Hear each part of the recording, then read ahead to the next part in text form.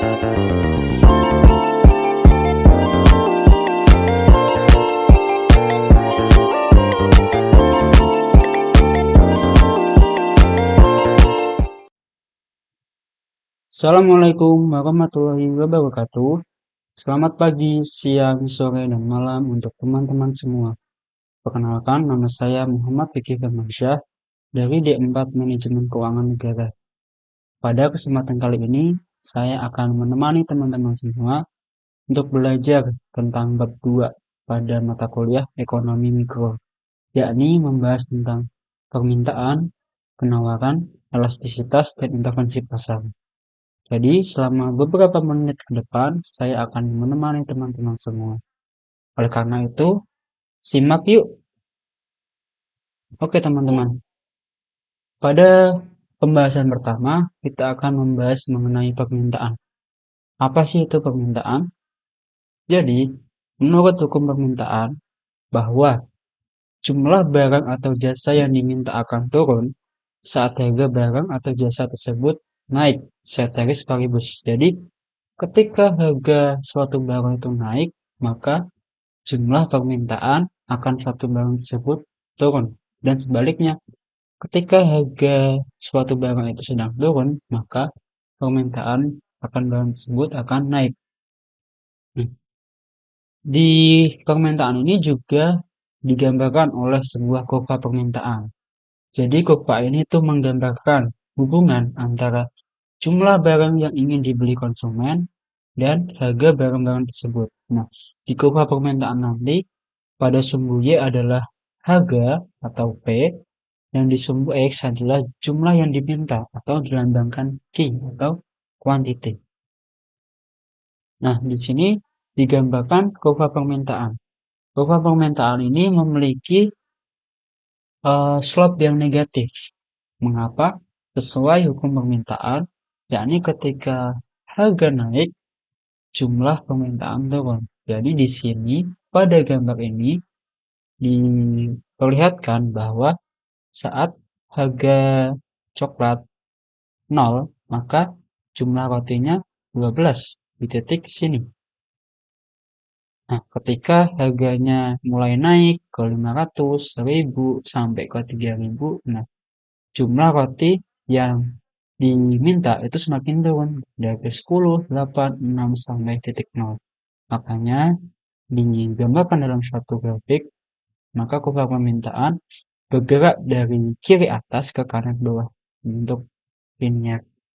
Seperti itu teman-teman. Kemudian, apa aja sih faktor yang mempengaruhi dari permintaan itu sendiri? Yang pertama itu ada harga barang itu sendiri. Jadi, harga barang dari suatu barang tersebut itu mempengaruhi jumlah permintaan. Seperti hukum tadi, ketika harga barang naik, otomatis permintaan turun. Kemudian ada yang namanya harga barang lain. Nah, harga barang lain di sini seperti barang-barang substitusi maupun barang-barang komplementer. Terus kemudian ada juga pendapatan. Nah, pendapatan di sini juga sangat mempengaruhi permintaan. Ketika pendapatan kita naik, otomatis permintaan kita akan suatu barang tentunya naik dong. Dan sebaliknya, jika pendapatan kita turun, otomatis permintaan kita juga akan turun. Kemudian yang keempat ada selera. Nah, selera masyarakat ini juga mempengaruhi permintaan. Misalkan pada suatu waktu masyarakat sedang ingin membeli tas. Nah, selera masyarakat ini sedang suka-sukanya nih sama tas. Nah, otomatis permintaan akan tas akan naik juga. Itu juga sangat mempengaruhi jumlah permintaan. Kemudian ekspektasi.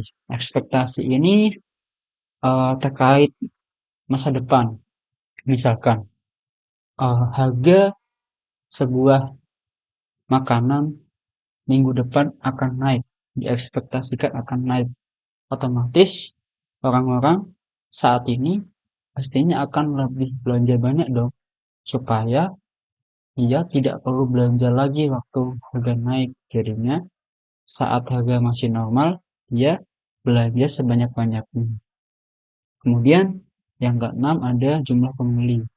Semakin banyak jumlah pembeli, otomatis semakin banyak juga jumlah permintaan. Kemudian ini yang saya jelaskan tadi, harga barang lain terkait. Jadi ada dua jenis barang yang sifatnya terhadap perubahan pendapatan, yakni ada barang substitusi atau barang yang sifatnya saling menggantikan. Contohnya adalah seperti beras sama gandum, terus beras sama singkong. Nah, itu contoh barang substitusi. Kemudian ada barang komplementer. Barang komplementer ini sifatnya melengkapi. Contohnya adalah kayak teh sama gula, terus ada juga kopi sama gula, seperti itu teman-teman. Kemudian pendapatan. Nah, ada dua jenis barang terkait sifatnya terhadap perubahan pendapatan. Yakni ada yang namanya barang normal sama barang inferior. Jadi, barang normal itu ya barang normal ketika pendapatan kita naik, otomatis eh, permintaan kita juga akan naik. Terus kalau barang inferior itu apa? Barang inferior itu ketika pendapatan kita naik, otomatis permintaan kita malah turun karena barang inferior itu sifatnya ketika pendapatan kita banyak, dia tidak disukai. Contohnya adalah seperti sandal jepit nih. Nah, pada saat pendapatan kita sedang rendah, kita bakal beli sandal jepit. Tapi pada saat pendapatan kita sedang tinggi nih, kita gengsi dong beli sandal jepit. Jadinya ketika pendapatan kita naik, kuantitas permintaan kita akan sandal jepit itu jadi turun. Gitu teman-teman. Nah, kemudian kita akan bahas mengenai pergeseran dan pergerakan kurva. Nah, pertama kita analisis dulu. Apa sih yang menyebabkan suatu kurva itu geser? Apa sih yang menyebabkan suatu kurva permintaan itu moving atau bergerak? Nah, yang pertama ini adalah moving. Moving. Nah, moving di sepanjang kurva ini hanya dipengaruhi oleh satu faktor, yakni harga barang itu sendiri. Jadi, ketika harga barang tersebut itu naik atau turun, nah, itu akan menyebabkan pergerakan di sepanjang kurva tersebut. Atau biasa kita sebut dengan movement along the demand curve. Nah, kemudian yang kedua apa? Yang kedua adalah shifting. Shifting. Nah, shifting ini apa sih yang menyebabkan? Yakni disebabkan oleh faktor-faktor selain perubahan dalam harga barang itu sendiri, kayak yang tadi kenaikan pendapatan, perubahan selera, terus ekspektasi, jumlah pembeli. Nah, semua faktor-faktor tersebut itulah yang menyebabkan kurva permintaan shifting atau geser. Gitu teman-teman. Nah, untuk kurva permintaan ini kita bisa membentuk persamaan. Jadi untuk persamaannya adalah ID sama dengan A minus DP. Kenapa minus? Karena tadi slope dari kurva permintaan itu negatif, makanya dia minus DP. Gitu.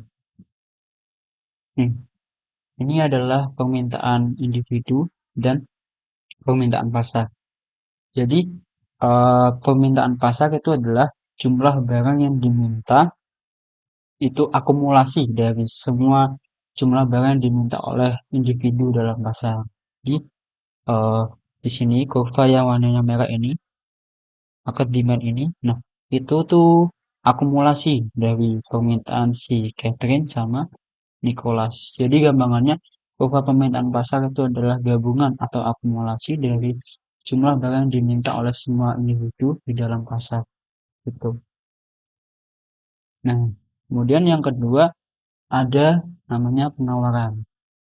Kalau tadi permintaan, sekarang penawaran. Nah, Apa itu penawaran?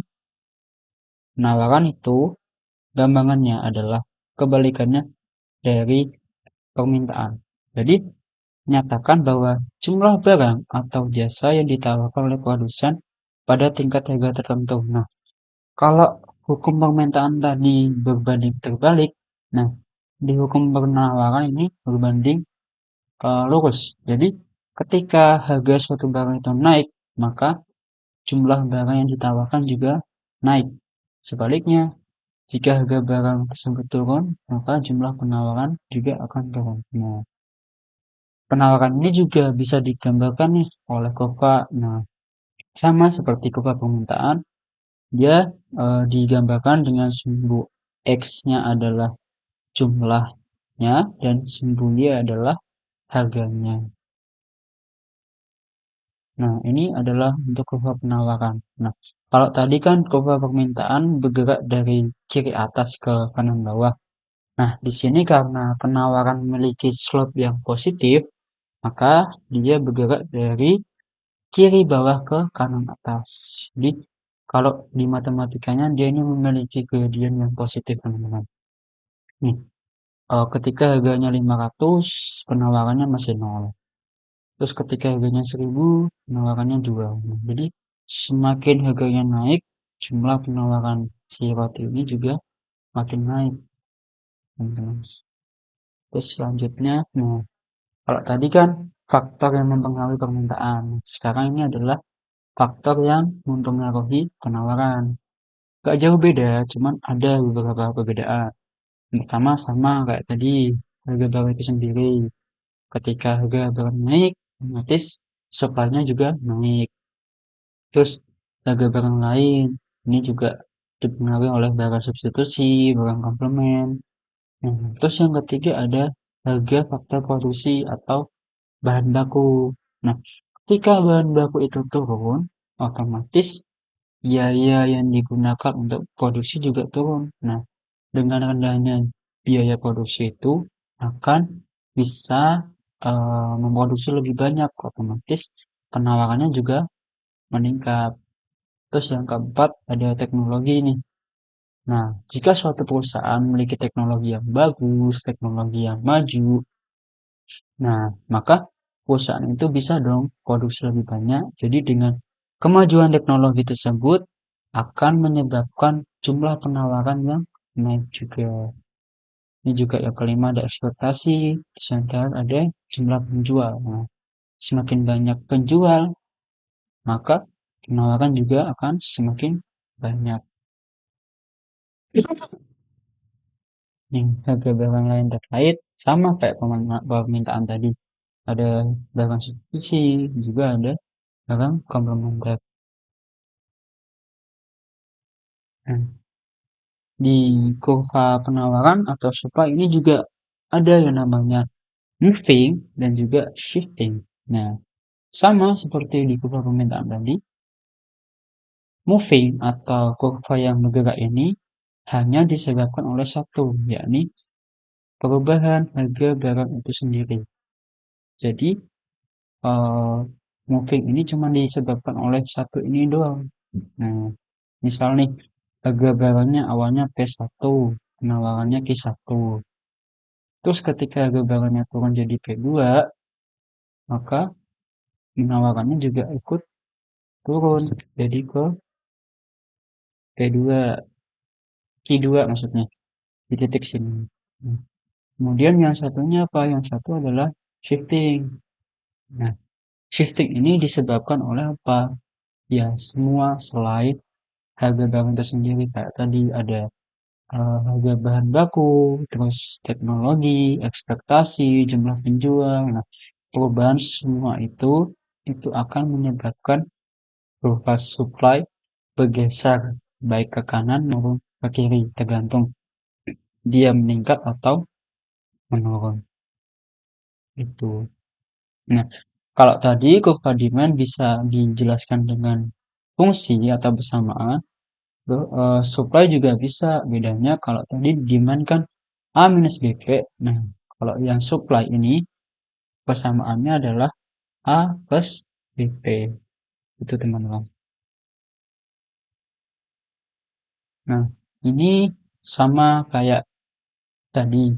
Ini adalah kurva penawaran individu dan pasar. Individu ini konteksnya adalah penjual dalam satu pasar. Jadi ada beberapa penjual, dia menetapkan kuantitasnya, terus kemudian diakumulasikan, terbentuklah market supply atau penawaran di pasar gitu. Nah, selanjutnya kita bahas yang namanya keseimbangan pasar atau market equilibrium. Nah, pas itu keseimbangan, pas itu equilibrium. Jadi gampangannya adalah keadaan di mana harga pasar berada pada tingkat di mana jumlah barang yang ditawarkan, quantity supply, sama dengan jumlah yang diminta, maka quantity demand. Jadi gampangannya adalah ketika kurva permintaan dan juga kurva supply itu sedang berpotongan membentuk suatu keseimbangan. Nah, keseimbangan nanti akan menghasilkan yang namanya harga keseimbangan sama kuantitas keseimbangan. Nah, pengertiannya bisa dibaca sendiri teman-teman. Oke, lanjut. Nah, di sini. Jadi keseimbangan pasar itu tadi pertemuan antara kurva supply dan juga kurva demand. Nah, kepotongan ini membentuk harga keseimbangan. Kalau di sini adalah $3, juga kuantitas keseimbangan yakni sebanyak 15 unit. Keseimbangan pasar ini juga bisa dituliskan secara matematis. Tadi kan kita udah ketahui nih, eh, kalau rumus permintaan itu QD sama dengan A minus BP, terus QS itu A plus BP. Nah, di sini ada contoh ketika QD sama dengan 24 min 3P dan QS sama dengan 5P. Nah, tentukan keseimbangannya. Keseimbangannya gimana? Tinggal kita sama dengankan aja. 24 min 3P sama dengan 5P.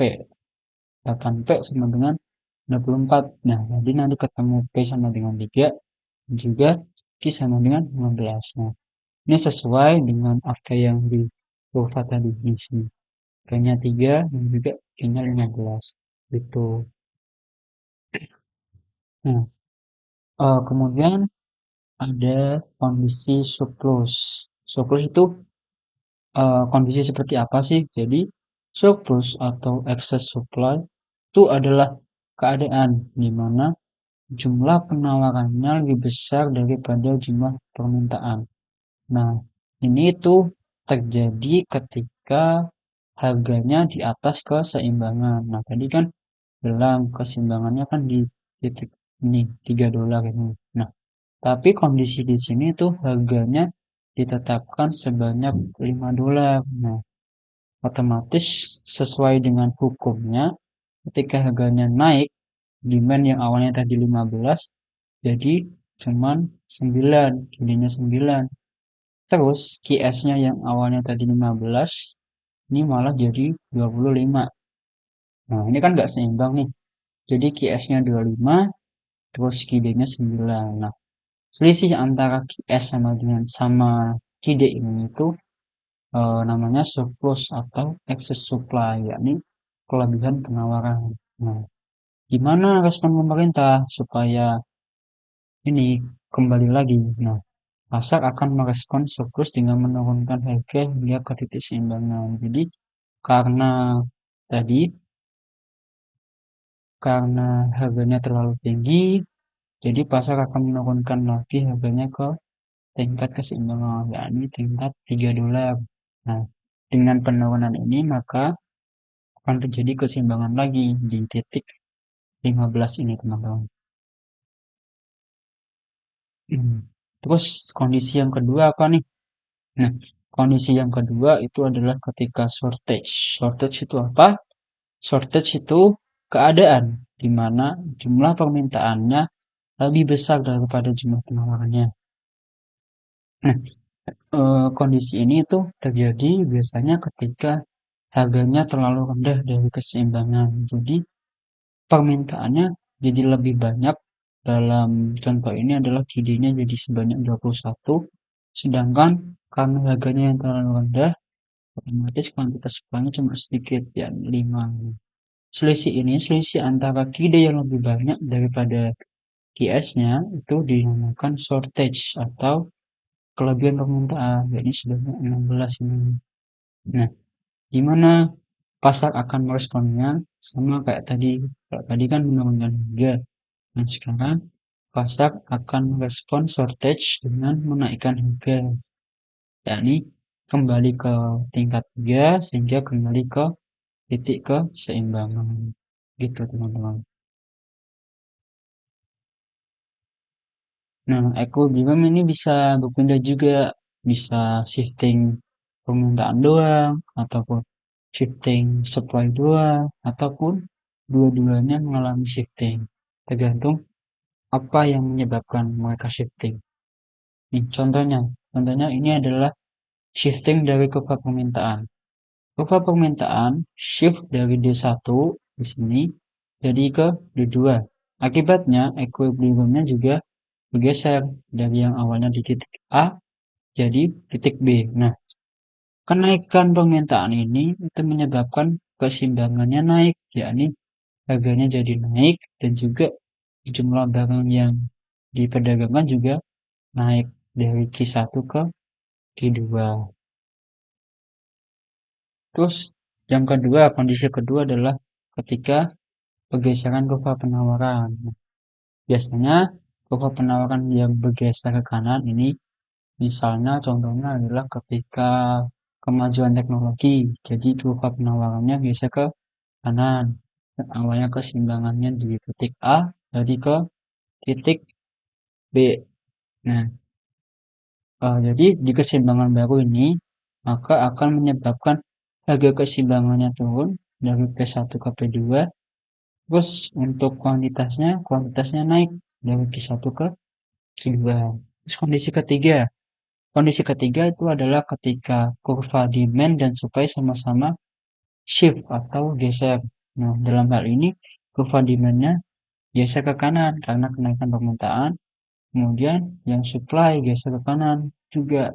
Nah, di sini misal contohnya adalah ketika selera masyarakat lagi tinggi-tingginya dan juga kemajuan teknologi. Jadi sama-sama shift ke kanan, membentuk keseimbangan baru dari A ke B. Nah, di B ini membentuk harga keseimbangan yang lebih tinggi dan juga kuantitas yang lebih banyak. Gitu teman-teman. Nah, ini adalah tabel perubahan dari shifting kurva demand dan supply yang sekaligus. Nah, nanti bisa teman-teman baca sendiri. Ini ketika contohnya sama-sama nggak ada perubahan, jadi P-nya sama, I-nya sama, dan seterusnya. Intinya yang harus di-highlight di materi ini adalah teman-teman itu harus paham apa sih yang membuat kurva itu shift atau apa sih yang membuat kurva itu moving itu yang tadi saya jelaskan. Jadi kalau teman-teman harus bisa memahami pada kondisi apa kurva demand itu shift ke kanan atau shift ke kiri dan juga pada kondisi apa penawaran shift ke kanan maupun shift ke kiri. Itu teman-teman. Kemudian akan membahas short run dan long run elastisitas. Nah, yang pertama ini ada namanya elastisitas permintaan. Jadi, elastisitas permintaan itu merupakan persentase perubahan atas kuantitas permintaan sebagai respons atas perubahan faktor yang mempengaruhi seperti harga barang itu sendiri, harga barang lain, pendapatan, dan sebagainya. Jadi ada 3 jenis nih elastisitas permintaan. Ada yang namanya elastisitas harga, ada yang namanya elastisitas pendapatan, dan juga elastisitas silang. Nah, ini juga jenis-jenisnya ada banyak dijelaskan di slide selanjutnya. Nah, yang pertama ada elastisitas harga. Elastisitas harga permintaan. Jadi, gampangannya itu adalah eh, berapa jumlah barang yang diminta ketika suatu harga barang itu berubah. Nah, di sini rumusnya adalah persentase delta QD dibagi persentase delta P. Nah, semakin nanti dijabarkan seperti ini, terus nanti bakal membentuk rumus ini. Q2 min Q1 dibagi P2 min P1 dikali P1 per Q1. Nah, bisa disederhanain lagi, yakni delta Q dibagi delta P dikali P per Q. Itu teman-teman. Selanjutnya, nah ini ada contoh soal teman-teman. Yakni saat harga $5, maaf, saat harga $5, konsumsi seseorang adalah 3 unit. Nah, kemudian saat harganya berubah jadi 3, konsumsinya jadi 5. Nah, berapa sih elastisitas harga permintaannya? Pertama kita tulis dulu. Pertama adalah P1. P1 adalah 5. Kemudian Q1. Q1 adalah 3. Satu lagi, terus P2. P2 tadi berapa? 3. Terus kemudian Q2. 2-nya jadi berapa nih? 5. Nah, berapa elastisitasnya? PD sama dengan Q2 min Q1 dibagi P2 min P1 dikali P1 dibagi Q1. Nah, kita masukin ya angkanya. Q2 tadi 5, Q1 ini 3, bagi P2-nya 3, P1-nya 5, dikali P1 5, Q1 3. Dapatnya 2 per minus 2 dikali 5 per 3. Jadi dapatnya minus 1,6 sekian. Nah, karena dia lebih dari 1, maka sifat barang ini adalah elastis. Itu teman-teman. Kenapa nilainya negatif? Ya, karena sesuai permintaan tadi, harga dan kuantitas yang diminta itu berhubungan negatif, jadi makanya elastisitasnya di sini negatif. Tapi nanti nilainya dimutlakkan, nilai mutlak. Jadi di sini dianggap lebih dari 1, makanya dia elastis. Itu teman-teman. Nah, ini contohnya ada contoh-contoh banyak. Kalau lebih dari 1 itu elastis, ini jenis-jenisnya ya.